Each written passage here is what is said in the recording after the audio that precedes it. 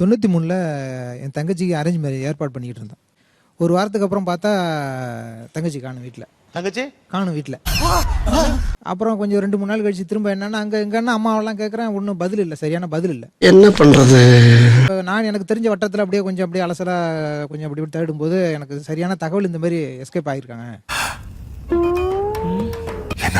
அப்படின்னு தெரிஞ்சு இது கிட்டத்தட்ட இது வரைக்கும் 2016 ஆயிடுச்சு. இன்னை வரைக்கும் தங்கச்சியை பார்க்கறது இல்லை, பேசுறது இல்லை. கன்றாவிய எப்படி இந்த மனுஷன் எப்படி ஆயிட்டாரு பாத்தியா? 2 குழந்தை இன்னைக்கு கிட்டத்தட்ட பையனும் இன்னைக்கு தெரியும் உங்களுக்கு 2016 என்ன வயசு இருக்குன்னு. நமக்கு மட்டும் ஏன் இப்படி எல்லாம் நடக்கிறது? சோ நீங்க ஒரு கல்யாணம் ஏற்பாடு பண்ணீங்க, ஆனா அவங்க அதை விட்டுட்டு வேற ஒரு கல்யாணம் பண்ணிக்கிட்டாங்க. ஆமா ஆமா. பாத்தீங்களா, கவுளி கூட அடிக்குது. ஹலோ, நான் தான் ஃபீல் பண்ணேன். சோ அதனால எத்தனை வருஷம் ஆச்சு? 93, 2003, 2013, 23 வருஷம் ஆச்சு. 23 வருஷம் ஆயிடுச்சு.